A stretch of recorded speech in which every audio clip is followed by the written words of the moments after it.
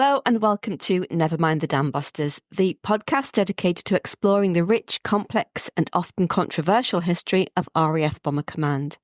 I am Jane Gulliford-Lowes, and along with my co-host James Jeffries, we delve deep into the stories, strategies and people who shaped one of the most crucial components of the Royal Air Force during the Second World War.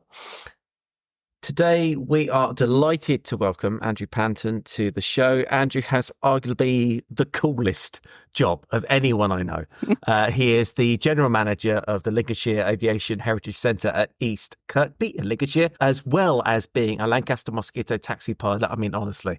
Many of you will have visited the Heritage Centre and visited the wonderful Lancaster NX611 Just Jane. Andrew has grown up with the Lancaster and the world of aviation, inspiring him to carry on the work of museum founders Fred and Harold Panton. Andrew has been working full-time at the Centre since 2005 and is the grandson and nephew of the Centre's founders. He also has managerial responsibility for the Lancaster restoration. I mean, honestly, wow. All of that I've just read out is absolutely incredible. Welcome to the show, Andrew. Thank you very much. Makes me sound busy, I guess, doesn't it?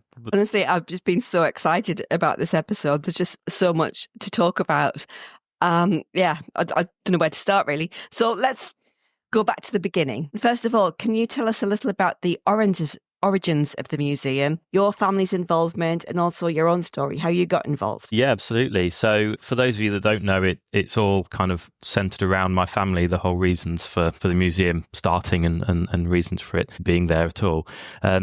So to kind of go right back to the start, we're going back to my great uncle, Christopher Panton, who flew on operations on arguably the best aircraft of World War II, which Jane will like. It was the Halifax. So he flew on Halifaxes with 405 Squadron, 419 Squadron and 433 Squadron, finished up in Yorkshire, Skipton on Swale.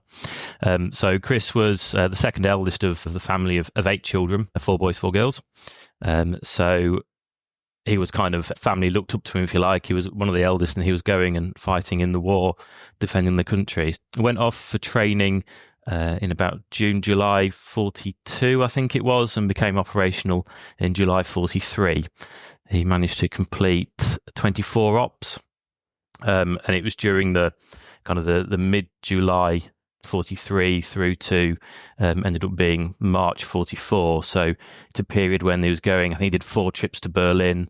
He did a couple to Frankfurt, Hamburg, Leipzig, Magdeburg. He did some gardening ops, Schweinfurt. So some of the big names, if you like, Chris took part in. Some very dicey trips when you look at the logbook of his wireless operator, various where they landed away from base because of bad weather and flak holes. And there was one night, I think it was a trip to Frankfurt, I think it was, they were attacked 7 times by night fighters. Wow. So yeah, he's got some big entries in the logbook and the ORBs and things. But unfortunately, he went missing on the Nuremberg raid, the infamous Nuremberg raid on the 31st of March, 44. So obviously that was his last op. So yeah, the loss of Chris there deeply affected the family and his younger brothers, as you can probably imagine. So his younger brothers, Fred and Harold, they were, I think it was 14 and 11 at the time that Chris went missing. Chris was 19. And Harold, the youngest, Harold, who was, I say, about 11 at the time, there was a line of poplar trees not far from the house they were living in, were equally spaced. And Harold had this, when Chris went missing and we hadn't heard any further news, Harold had this belief that if he could run between 2 trees within a certain length of time, that Chris would still be alive. Whether he ever actually managed that time limit, I'm not sure, but obviously they got the telegram from a school friend, was the boy who brought the telegrams round, and he had the telegram to tell them that it was confirmed that Chris was killed on that night. So yeah, that operation, as I'm sure many of your listeners know, is an infamous op with was it 96 or so aircraft being shot down.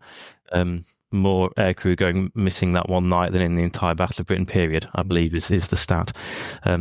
So the aircraft was shot down just almost on the run into the bombing, the target of Nuremberg, and it was shot down by a night fighter, potentially with the Schrager music, the upward firing cannon. But we think we probably know the pilot that shot them down, but we don't know the exact circumstances. So not all of the crew were killed. There were 3 that managed to bail out of the aircraft before it exploded. So the rear gunner, as soon as he was given the bailout order, rotated his turret course and bailed out. The wireless operator and the pilot were both blown out of the aircraft. So the wireless operator was a chap called Harry Cooper. He was at the escape hatch when the aircraft blew up, and he was falling through the air with the parachute pack up on the risers, but the parachute not opened out. And he came to in the air, falling through the air.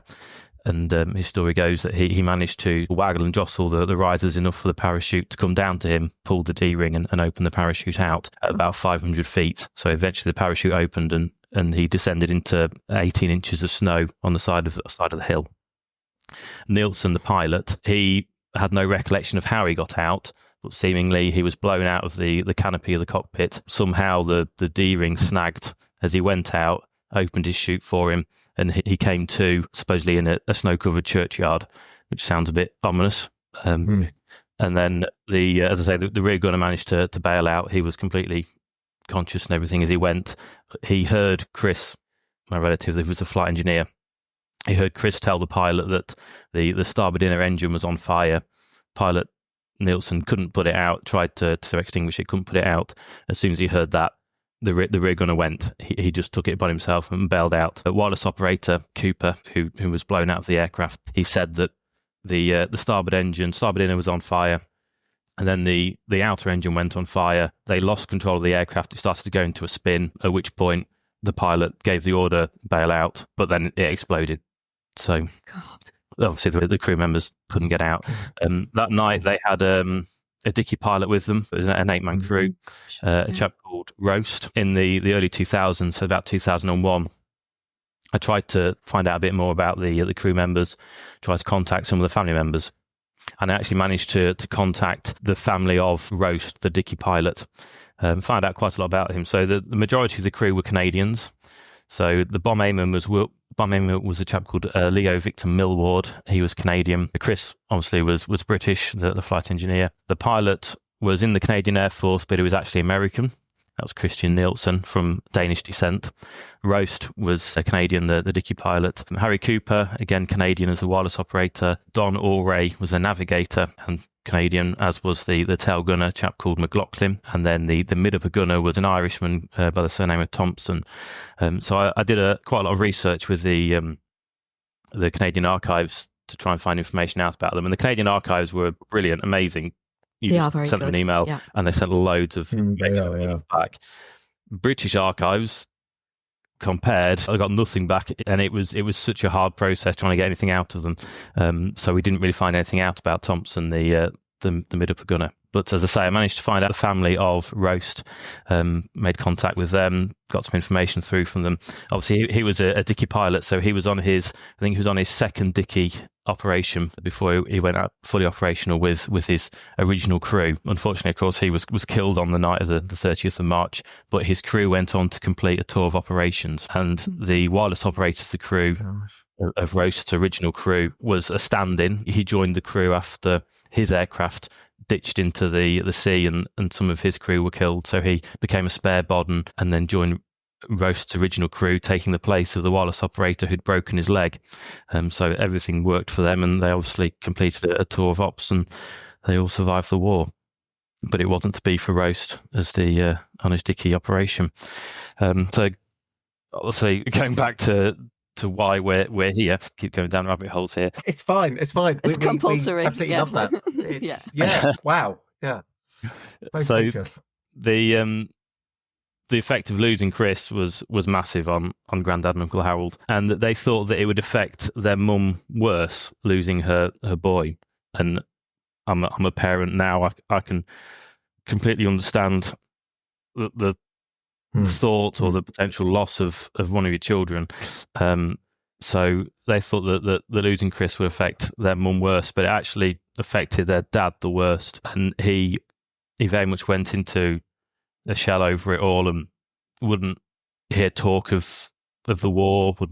They didn't even find out where Chris was buried. As soon as they found out he was lost, the telegram went behind the clock on the mantelpiece, and great granddad wanted to know nothing more of it. They didn't get his logbook or any of his items back, because you could claim the logbooks after the war and things. They didn't get any of that. They didn't find out, say, where he was buried or what happened really on that night. It was almost like it was never to be spoken of again, which for Grandad and Uncle Harold, so Fred and Harold, that's obviously not what they wanted. They were so interested in Chris and what happened and commemorating him to some degree. Mm-hmm. It wasn't until in 1972 that Fred and Harold's dad, he called Fred over in the yard. He was pumping water for a small amount of chickens that they had, and he called Fred over and said, "Fred, I want you to get off to Germany and find out where Chris is buried." Wow. And that was kind of the first time that he'd opened up about it and wanted to know more about it. So Grandad went over to Germany in his little Morris Minor or whatever car it was that he had. Various stories of that, parking in the middle of roundabouts on foggy nights and various things. But he went over to Germany, couldn't speak a word of German, so he took a friend with him who could speak some German, and they found out where the crash site was, where Chris was buried, where the other crew members who survived were taken, and in turn POW camps, all that kind of thing. Took a photo of Chris's grave and got it all mounted up and took it back to his dad. They had it on the wall near the chair that his dad used to sit in, and it wasn't many weeks after that his dad passed away. So whether he had a feeling or some sort of thought that the end was coming, they managed to find out the details of the crash. So the aircraft blew up over Friesen, and kind of the remains of it crashed on the top of a bank. There is like a hill bank just outside Friesen, and then the crew members were taken to Bamberg. The surviving crew members were locked up at Bamberg, waiting for the Luftwaffe, I assume, to come and pick them up and interview them and take them away to POW camps. But the crew members who were killed in the crash were originally interned in a village cemetery, and the villagers actually had a small service for their funeral.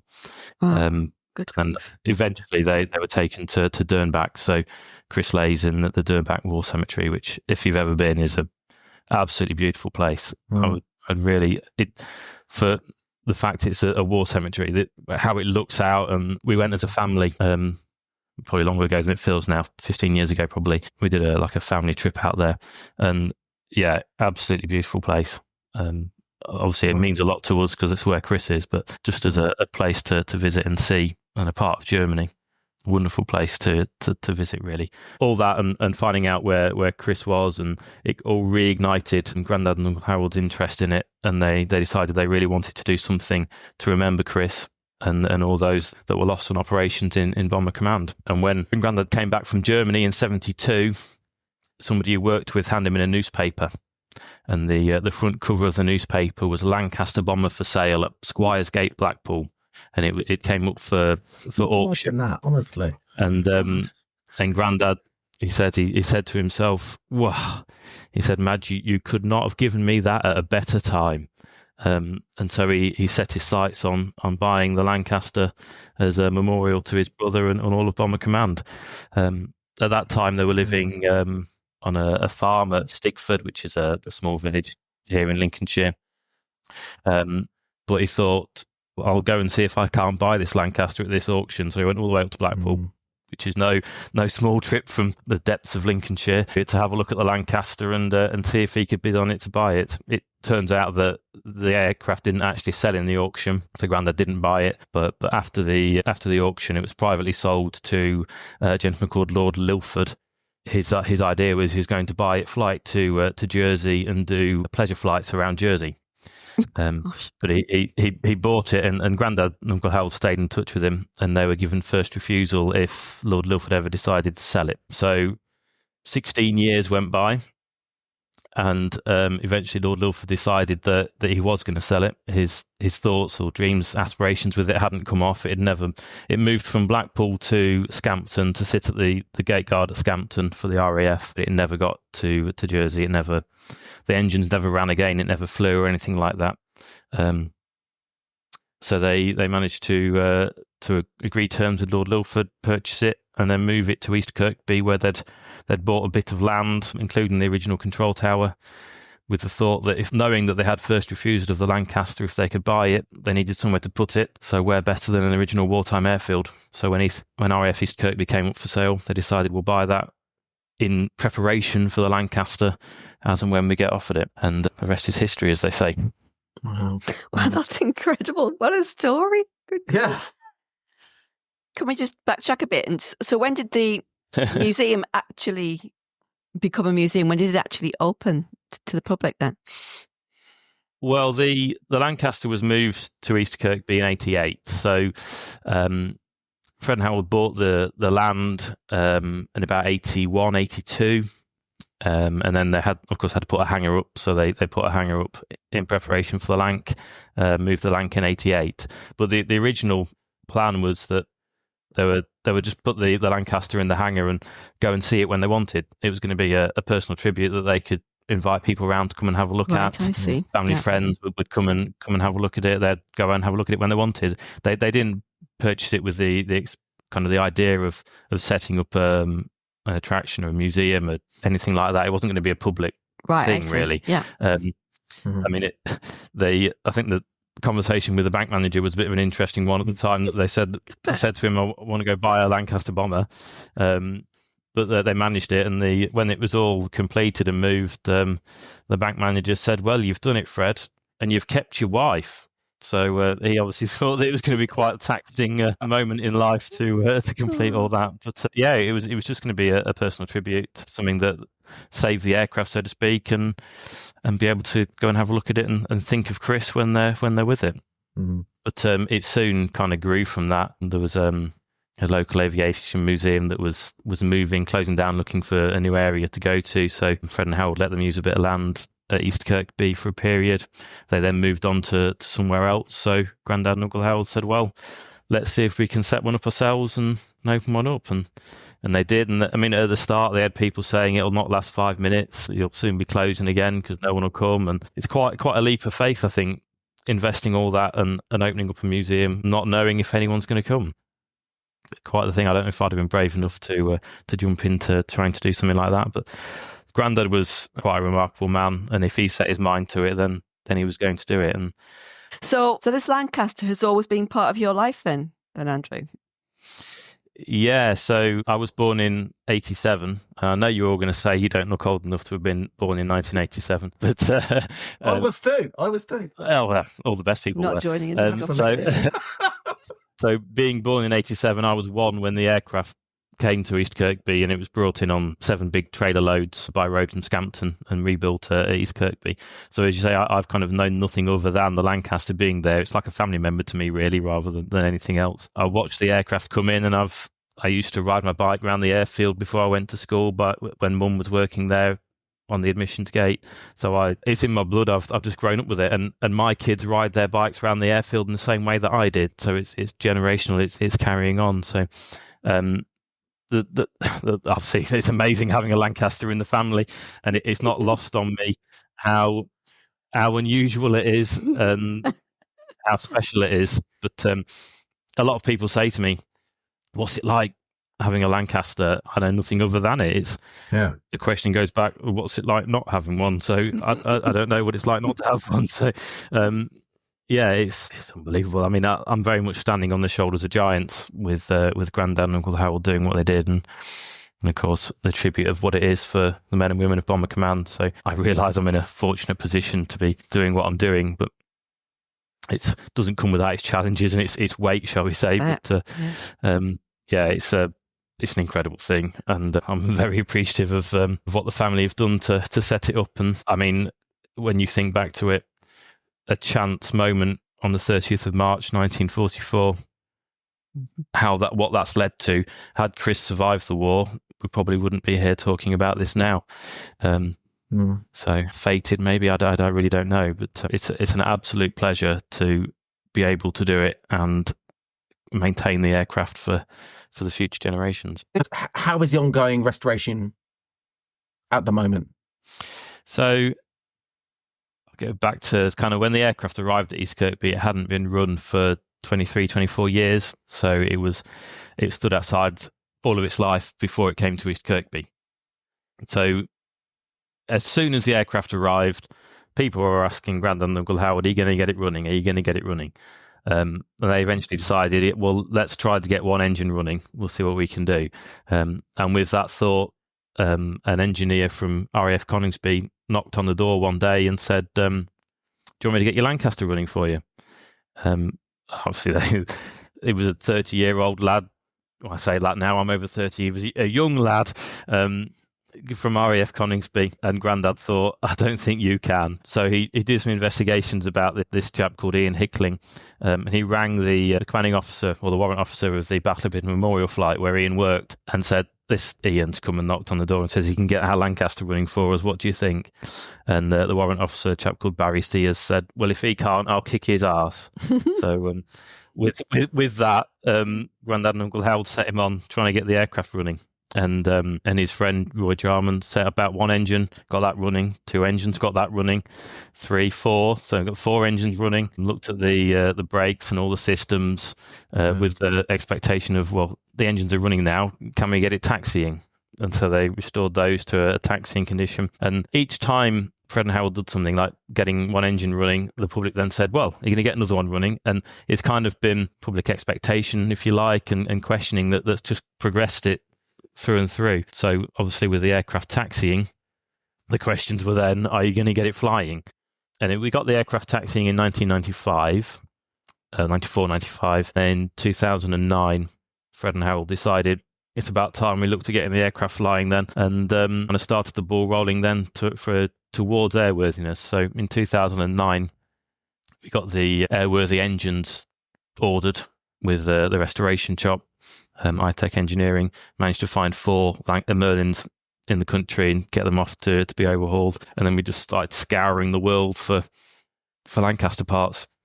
I went over to Canada, met up with a chap called Carl Karsgaard, who I think you might be speaking to. Yeah. He's quite big in the vintage aviation, wartime aviation recovery world.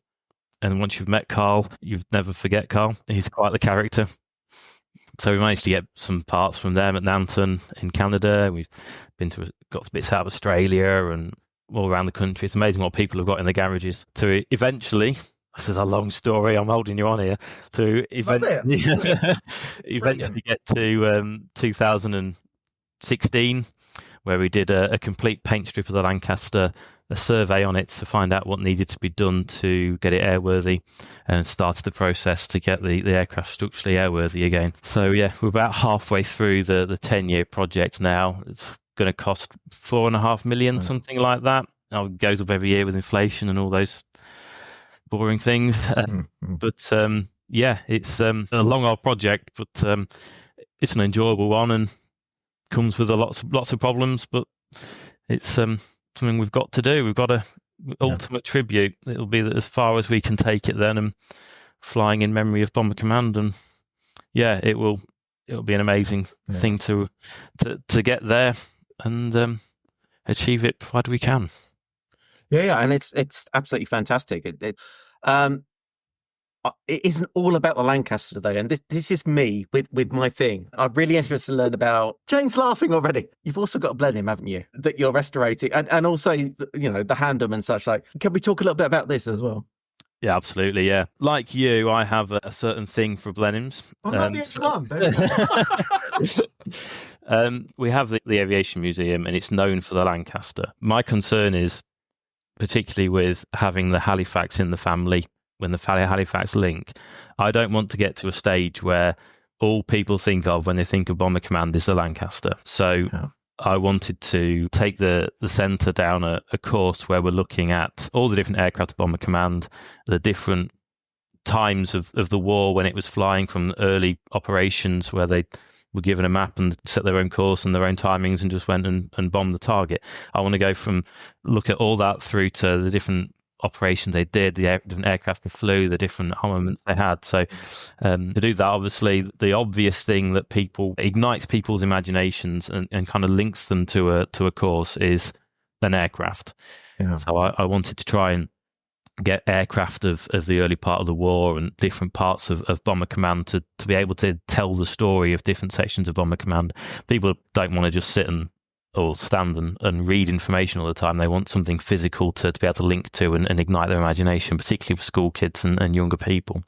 So the Hampden came in the early days. That's Hampden Project AE436. It's a private group, so it's not owned by the centre or operated or restored by the centre. It's a group that look after that. So I think that crashed on a Swedish hillside, and it was recovered, and that they started to rebuild it. So they're doing the cockpit of that at the centre. So that ticks a little bit of an early bomber's box. We've got the wings of a Wellington, which show all the geodetic structure, amazingly. That's fantastic, Structure isn't it? within the Wellington. Yeah. And I thought, so what aircraft is relatively easy to get hold of in the grand scheme of things and conforms to the Bomber Command early war sort of aspect of things. So I started thinking and looking around, and I decided on the Blenheim. Seems like a good idea to me. So where could I go and get a Blenheim from? And scouring the internet, and it's amazing how small a world warbird operator and restoration and things is. So it's a massive world, but it's small when you're talking about warbirds. So I eventually managed to track down a Blenheim at the Pima Air and Space Museum, I think it's called, out in America.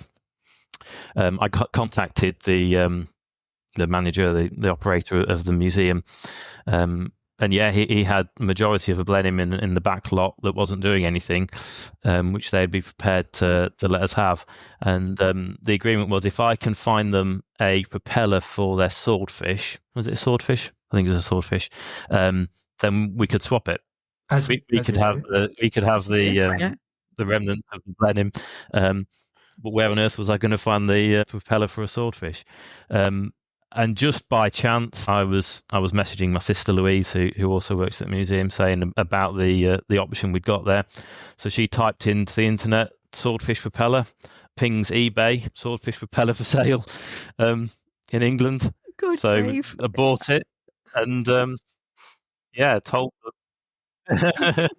Yeah, absolutely. If it's meant to be, it'll be there. So I obviously told the told Pima Museum that I've got one, sorted one, and the deal was done. So we knew we were going to be getting that one, but it wasn't by any means complete. So I started looking elsewhere, and there was someone selling a part off a Blenheim. So Blenheims were British-built aircraft. They built the Mark IV, and out in Canada, Fairchild started building the Mark IV Blenheim as well, and they called it a Bolingbroke, made a few alterations to it, used it for training with the Commonwealth Air Training Plan. So there was a few bits of Bolingbroke coming up for sale, so I contacted the person who was selling them and told them what I was trying to do, and they put me in touch with an organisation that had some Blenheims, Bolingbrookes, built out in Canada, out in Western Canada, and I should arrange to go and have a look at them and arranged to buy one, which we did. We went out to Canada, went out to a long way, it felt like, out to the Western Canada, myself and one of my engineers. Jane, he's too cool to be on this podcast. Sorry. Yeah. He's just ticking all the boxes of ultimate coolness when it comes to bombers and Bomber Command. Yeah. He's even talking about Blenheims, just casually going over, and wow, this is amazing. Yeah, it just sounds good. It's not all that, but trust me. So to nerds like us, it is. Myself and an engineer went out 48 hours out to Canada, looked around it, and came back again. And I must have walked over 6 Blenheims or Bolingbrookes in a day, which was, I mean, we got back home and we were pinching ourselves. Did that really happen? So we made an arrangement to have what we deemed to be the best one, and parts that we took off other ones to complete it. Myself and a team of five other engineers went out and spent a week in September in Canada, really hoping it's not going to snow. Took it apart, boxed it up, and brought it home.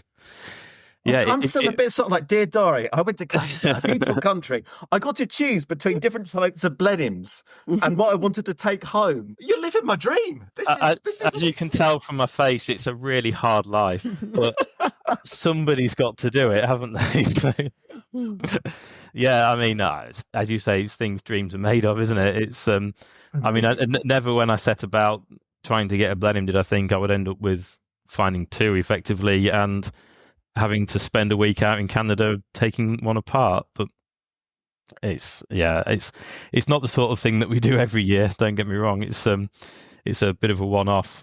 And I dare say I'll not find anything else or be as lucky as that with anything else. Yeah, so long story short, we've got at the museum, we've got the Lancaster, we've got the Hampden, we've now got the Blenheim, which is on the list of aircraft to restore. I can't remember if you told me or not. The Blenheim, is it going to be in 2 group markings?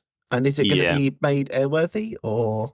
So with the Blenheim at the moment, it's going to go, as you say, 57 Squadron, 2 group markings. So that's, 57 Squadron operated from RAF East Kirkby, so we've got a bit of an affinity with 57 Squadron. And also, they were part of the early forces that did bombing of the barges and all that sort of thing. So it's going to be good to kind of highlight that. I think also one of the 57 Squadron pilots was quite key in the Great Escape. I think one of the 50, I believe. He was the Blenheim pilot. So yeah, it's going to go 57 Squadron, Battle of the Barges sort of period. We have one Bristol Mercury engine at the moment, on the lookout for another one. And if we can get 2 running Bristol Mercuries, then we'll have it taxiing, all being well. So, yeah, many years down the line, you'll hopefully be able to come and have a taxi ride in a Blenheim, but don't hold me to it. But I think James is about to pass out with excitement. Yeah. I've just had a moment here. Flying a Blenheim is a completely different aspect to taxiing one. The biggest problem with the Blenheim is it's got steel spars, so the steel rusts. And the last time a Blenheim was restored by Arco at Duxford, they really struggled to get the material for the spars. So I think that's going to be one step too far, perhaps, for us. But yes, it would be nice to have one operating, because people, I think, when you see and hear an aircraft running, it's so different to seeing one static in a museum. We know with the school kids and that come to the museum and see the Lancaster operating, it's something that stays with them for life. I noticed that there's kind of, when you ever speak to anybody who's interested in Lancasters and Bomber Command, they've done one of 2 things, or both. They've either watched the Dam Busters film, and that's what they did as a kid, and that got them interested, or they built an airfix Lancaster. And now I hope going forward there's going to be one of 3 things they'll have done. They'll either have built an airfix kit, watched the Dam Busters film, or come to see our Lancaster taxi, and that's what's got them interested in Bomber Command. Fantastic, yeah, so, absolutely. Yeah, that's kind of what I hope going forward, that we can have the similar effect on the youth and the younger generations and get them interested in Bomber Command and the sacrifices that were given by the command in the operating of the aircraft. So that's the aim, and that's the hope, at least. Now, you've got Hampden as well, haven't you? I'm getting quite into Hampdens after all my sort of mine lane research as well. So, yeah, that's quite exciting. But you've also got a B-25 Mitchell, haven't you? I don't think I've ever seen one of those. How did you get hold of that one? So we saw that the RAF Museum was having a list of disposals. So every now and again, the RAF Museum will put up items for disposal because they're having a change round of things, or changing the displays, or opening up space for different aircraft to come in. And the B-25 was being disposed of due to lack of relevance, it said, because that particular airframe didn't fly with the RAF in wartime. With the way that the disposals work is that you have to originally state your interest in an aircraft. So we decided that with all the things that were coming up for disposal, that the Mitchell was potentially the most viable for us to look at getting. So we put our interest in, stating our interest, and they send out basically an information pack about the aircraft, and then at a certain point they'll open up a round of forms that go out that you complete, state why you want the aircraft, why you think, what you're going to do with it, why you think it's appropriate for you to have it. And then you have to do things like send off your conservation policy, and they want to know what sort of lighting and insulation and heating you've got in your buildings, and all these things that's all asleep. They've got to maintain the future of the aircraft and make sure it's going to the appropriate place and a good place going forwards. So we were fortunate that we were told that, you've been successful in getting the B-25. So the B-25 Mitchell came from RAF Museum Hendon. They'd taken it apart, and we just needed to ship it and put it back together again. I think it was November 22, the B-25 came. So it now sits in the hangar with the Lancaster and the Mosquito. Wow. Fabulous. Now, I know from personal experience that aviation museums depend on the goodwill of a whole host of volunteers. So I'd love to know a bit more about the East Kirkby helpers and the taxi pilots in particular, because obviously there's going to be no shortage of volunteers for that job, has there? No, there certainly isn't. So we a little bit different to some museums, I guess, and it's through the engineering that we have to do. So we have kind of two different sorts of people that work at the museum. We have the employed staff, of which there's about 25, and we have the team of volunteers. And as you've said, a place like ours wouldn't survive without the volunteers. We're very much dependent on them for that extra lift, that extra dependency for operating the aircraft and keeping the site clean and so on and so forth. So we have volunteers ranging from kind of hangar cleaning and maintenance through to actually running the aircraft. So we've got volunteer flight engineers and pilots and ground crew, and we've got volunteer engineers doing the restoration work as well, archive work and various things. And we've probably got on our books in the region of 20 to 30 volunteers, and that swells up to about 100 for something like the air show. So yeah, it's vital to keeping the place going. We have to be a little bit selective about who we can have doing the engineering works, because the engineering works for the Lancaster Restoration Works is a CAA controlled company organisation that we have. So there are certain vetting processes and various experience required and things like that for the actual hands-on restoration work. But a lot of the people we have are ex-RAF, so they've operated aircraft in the RAF. Obviously, with operating aircraft with big spinning blades on the front, there's quite a risk. So we have a scheme of training for those, and it's nice to have experienced people from the RAF who have been around live aircraft before, to kind of be the experienced people around the aircraft while we introduce younger people and people who've not necessarily been around live aircraft before. So yeah, it's nice that we have so many people interested in wanting to help the museum and the aircraft, and it's nice to be able to give people the opportunity as well. So we have, the biggest problem at the moment is, shall we say, the aging workforce that we have. So we have an apprenticeship scheme for younger people coming through, and we work with a relatively local technical college as well. So we have students come through as part of their courses. That's brilliant. They come and do restoration work with us. Amazing, yeah. So we're very aware that the majority of the engineers and restoration structural guys are retirement, if not beyond retirement. So we need to start bringing the young blood in as well. And there's not many places, I guess, that they can do that sort of work. So we're quite keen to bring them through. God, I'm going to have to get down there. I'm just thinking, when am I next in Lincoln? I think it's in May. I'm going to have to come down, and I'm going to have to book a taxi ride. Yeah, you're more than welcome. Oh, God, got to do it. It's something I've always wanted to do. I've got to do it. So what can sort of the general visitor to the centre expect then, in terms of what's available to see, what's available in terms of the actual aircraft experiences as well? So if you come in the summertime, so kind of May through to the end of October, you'll be able to come and see the Lancaster and Mosquito taxiing. You'll be able to go around the restoration works in the hangar and the normal hangar displays, the rest of the site. So we've got some of the original buildings. The original control tower is set up as it was during wartime.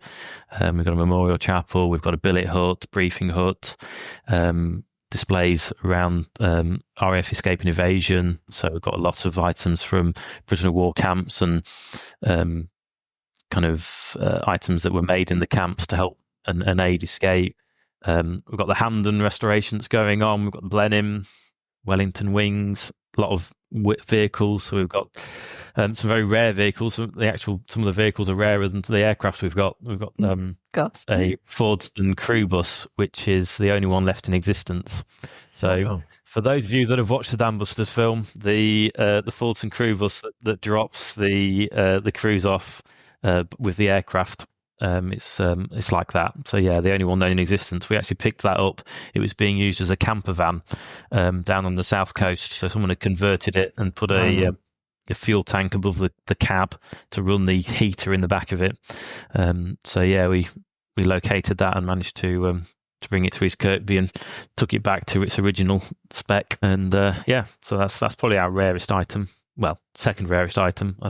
One of the displays we have is the original yoke and throttler quadrant out of Guy Gibson's Lancaster from the Dam Busters operation. So they were rescued out of the aircraft before it was scrapped. So yeah, that's probably the rarest item we have. So that's summer, seeing the aircraft operating. In the winter, the aircraft go into the hangar. Well, they're in the hangar all the time, unless they're running, but they kind of get put on jacks in the hangar, and you get to see the aircraft with its clothes off, shall we say. So the cowling's off, showing the engines, all the engines being worked on, and the Lancaster obviously going through its winter restoration and restoration to airworthy. Each winter there'll be different parts off it, split the fuselage split in different sections and various things. So if you're interested in engineering, then kind of your winter's the time to come, and you can have a restoration tour around the restoration area. So that's just your general visit. If you wanted to get a bit more hands-on with the aircraft, then you can book one of the experiences, which range from a tour on board, so an internal tour with our tour guides. You get to sit in all the different crew positions, and it's about 40 minutes on board the aircraft, having a tour through. You can book that all the way through to having a taxi ride on board. So you get on board as part of a group, tour around inside the aircraft, briefing in the morning and a health and safety brief, and you get on board, start the engines up, and we taxi around the airfield, do a dummy takeoff, so to speak. So go up to the end of the runway into wind, all the engines up to 2,000 RPM, release the brakes, and a bit of a quicker run down the strip, back up to the museum exciting. site. It just sounds amazing. We'll have to, you'll have to come up to us when we do the pre-season runs and see if you can do something on board the aircraft for the podcast. I think my dad's already done this, and he keeps teasing me about the fact that he has. There's only one thing to do then. You've got to even it up. I've got to follow him, haven't I? Yeah, I've got to do it. We've got to do it. Oh, God, that would just be so amazing. But the thing is, I think I'd get really emotional. I think I'd probably cry. I bet it has different effects on different people. Yeah. Yeah, I think this is potentially the most rewarding part of the job, is being able to let people come and experience the aircraft and get closer to that family member that they have flying operations or ground crew for the aircraft. It's when you finish the taxi run and the engines shut down, and the silence, deafening silence as the engines shut down, and you just hear the tinkling of the exhaust stubs as they cool down. And because obviously the crews, as they got back off operations and shut down, they knew they were back and safe. So when you shut the aircraft down and you turn around and you see those that have had the ride, and they're in tears and quiet and really emotionally affected by it, it's that sort of thing that makes it really not worthwhile. It's the wrong way of putting it, but it really hits you. It is. Yeah. It hits you how much of an effect it's had on people, and to be able to offer that to them, it's such a good feeling. It's like when the Mosquito came to the museum in 2017. Tony Agar owns the Mosquito, and we've done a lot of engineering work on it for him, and we operate it for him. It hadn't run before it came to the museum, so we got it running with him. I said to him, the most rewarding thing that you will find isn't seeing your aircraft go out and taxi, it's seeing the effect it has on people who come to see it, and that kind of makes all the effort and hard work worthwhile.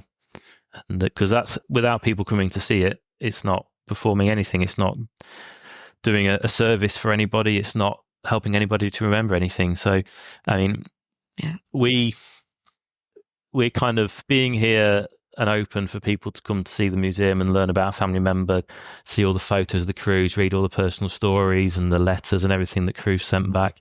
Hopefully they're doing some sort of personal remembrance to their family member. And I mean, we do that, and I struggle a little bit because it's set up originally because of Chris, who flew on ops, our relative, but it's kind of just grown into the countries, it's grown into other families' method of remembrance. And so every year we kind of have our own personal remembrance of Chris separate from the museum. We get away from the museum, and every year on the 30th of March we go up to Skipton on Swale, where he operated from when he went missing, and we go and stand in the control tower on the night he went missing at the time they took off, and we kind of have our own personal remembrance for Chris, because the museum's grown out of being for Chris and it's just 55,500 that never came back. And our personal Chris moment, shall we say, is up at Skipton every year on the 30th of March.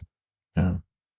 This is the thing, I have to say, as a historian of Bomber Command and such, like when I was initially getting into learning about this, I learned, obviously it was Dan Buster's film, it was The Usual Stories. And when I found out about Nuremberg, it was actually quite a while down the line, but it really hit me when it was the 30th of March, because that is where my birthday is. So it's particularly stuck with me. And I remember when I was really sort of like starting as a historian, my first talk was on the Augsburg raid, because that's something I find particularly interesting. But the second talk had to be about Nuremberg. I found a particular sort of, I don't know, plug or something towards talking about that.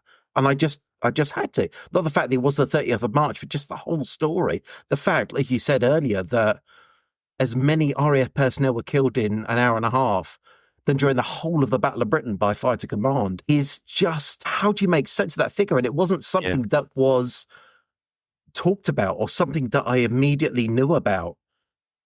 So, you know. It's staggering. I think that's the thing about Bomber Command. It's the sheer size of it, isn't it? It's the quantity of the losses. I mean, we have one kind of stat that I say when we do briefings and things. So if you take the entire 55,500 losses of Bomber Command, if one crew member walked past you every second, so it's going 1, 2, 3, 4, it would take 15 and a half hours for all of the losses to walk past. And that's quite a staggering figure. One of our, talking about the Nuremberg raid, so Nielsen, the pilot of Chris's crew member at Skipton, they were one of the founding crews when Skipton-on-Swale opened. So they formed 433 Squadron, and they got the pick of dispersal points when they arrived, and they decided to have the dispersal point closest to the end of the runway. So they used less fuel taxiing to the end of the runway, therefore more fuel for the flight. So they would take off, and they wouldn't bother climbing in the circuit as you were supposed to get height. They would take off, and they would go gain height on the way, and then they would do a dog leg if they were too early. Now, the suggestion is from Harry Cooper, the wireless operator, that they were shot down on their dog leg, wasting time. So they were over the target at the right time. So potentially that's something that got them in the wrong place at the wrong time. But I mean, one of our Lancaster pilots is a chap called Flight Lieutenant Mike Chatterton, and his father flew Lancasters during the war. And he actually flew from East Kirkby as a Czech pilot. So Mike is operating a Lancaster. Mike Chatterton also flew the Battle Britain Flight Lancaster. So that's the only father-son combo that we know of that both flew Lancasters. But his father, John Chatterton, flew on the Nuremberg raid in a different wave to Chris. So over the target at a different time. And how notorious the Nuremberg raid is for the losses and numbers of fighters that are up in various places. John Chatterton never saw a thing, never saw a fight and a nothing. And he wasn't that far, over the target timing, he wasn't that far away from Nielsen's crew and Chris. And it's just wrong place, wrong time, split second. It's just, I mean, we always say from what we've seen, the veterans we've spoken to and the crews we've spoken to, the first 5 ops are particularly dangerous, and the last 5 are particularly dangerous. Yeah, very true. The numbers of crews that you find that went missing on the first op, and the numbers of crews that were so close to finishing. What do you put that down to? But by the time they're on the last 5, they're particularly experienced. I mean, Chris's crew, they were the most experienced crew on the squadron, and they were the only crew to go missing during the Nuremberg raid from that squadron. So what do you put it down to? Yeah, this is also familiar. Now, my uncle's aircraft, he completed a full tour, 43, 44, exactly the same sort of time that Chris was flying. So he started his tour end of May 43, didn't finish till March 44. And yeah, I mean, their first stop was very, very nearly their last. They were extremely lucky to make it back. I think I think there was 19 crews joined 10 Squadron with them at the same time, at the end of May 43, and by the July, 11 of those 19 crews were dead. It's just unbelievable, isn't it? Absolutely unbelievable. James, do you want to wrap things up there? Yeah, I realise I'm supposed to wrap things up now. What an incredible, I mean, not only having the coolest job, but just how powerful that last part of the pod was, talking about everything, summing it up. Thank you, Andrew. This has been an absolutely wonderful, incredible pod. Coming onto it and spending your time with this, that was very, very moving. Jane, have you got anything to add? Yeah, just that I found that really emotional. Quite a lot of our recent episodes have been quite tough, and I think that there were sort of elements of that were really, really quite difficult to process. But I'd like to thank you, Andrew, for coming on. Your passion for this whole project and for the history of Bomber Command absolutely just shines through everything that you do. So thank you so much for that. You're most welcome. Can I just leave you with one thing? Certainly. And this is, we've got time for it. So I don't think this has ever left our family, so to speak. So this will be the first time it's gone out into the wider world. But the rear gunner of Chris's crew, who obviously survived the bailout, he wrote a letter to Chris's parents after he got out of the POW camp, and it's probably been quite difficult to read, but if I could just read this to you and be kind of my last thing. Obviously, we those that have less now never knew Chris, and we only know what Grandad and Uncle Howard have said about him, but I would like to think that this is probably fairly close to how Chris was. So if I can just read this letter to you. Please so this do. is from Chris's rear gunner. Please do, yeah. Dear Mrs. Panton, I hope you don't mind me writing, Mrs. Panton, but as I was one of Chris's best friends, I had to. You will probably remember me, as I was the rear gunner in Chris's crew. You will probably want to know what happened to us on that fateful night on March the 30th. We were about to run upon the target, and all of a sudden a flame swept past my rear turret. Chris reported to the skipper, starboard engine on fire, skipper. The pilot tried unsuccessfully to extinguish the flames, but to no avail. The pilot went in an uncontrollable dive in which Nilsson could do nothing. He then told the crew to abandon aircraft fast. I did not waste any time, but I went through the turret. No doubt you have heard those who survived are Pilot Officer Nilsson, pilot, Pilot Officer Cooper, wireless operator, and myself. Chris Nilsson and Harry Cooper were blown through the side of the aircraft when it exploded at about 5,000 feet or so. It was a fluke. They owe their lives, I believe, to the Lord, and he must have helped them. What I cannot understand is if the Lord helped Chris and Harry, why didn't I get killed and your Chris escape unscathed? If anyone had the right to live, it was Chris Panton. Gladly I would have laid my life down for Chris. He was the truest friend I ever had. I believe Chris will be buried around a town called Bamberg near Nuremberg. We were not allowed to attend the funeral, and it broke my heart. At the time I went missing, no doubt Chris told you, I owed him £1 note, so I have enclosed a postal order for the sum. Chris was always talking about his mother and father and his wee brother who used to shoot with him when he was on leave. He certainly did love you, Mrs. Panton, and I'll be proud of him. He gave his life to protect people like ourselves. I owe Chris more than I can ever repay. He was the kind of boy I wish I could have been. Chris was my pal. I will finish now. It was a pleasure to know such a gallant, brave chap as Chris. If I can do anything for you, I will only be too pleased.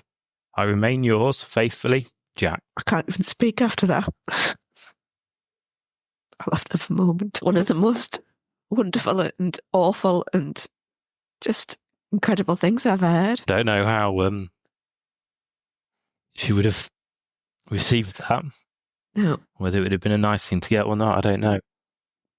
God, it must have been an awfully difficult letter to write as well. Yeah. What a brave lad. Well, that was incredible. And just a massive thank you to all our listeners worldwide for tuning in, especially our newest listeners from Alberta, Canada, Vestland, Norway, Perth, Australia, and San Jose, California. If you're enjoying the show, we'd love it if you could leave us a review or a star rating in just wherever you're listening, your favorite podcast platform. It really helps other like-minded people find us. If you want early access to episodes, live streams, exclusive Q&A sessions, you can support the show for just £2.40, $3 a month. Just hit the link in the show notes or visit nevermindthedambusters.buzzsprout.com. Please join the conversation in our Facebook discussion group and follow us on social media. Plus, if you'd like to get in touch, just tap send us a message at the top of the show notes. Thank you for listening, everybody. See you next week. Goodbye. Thanks, everyone. Bye.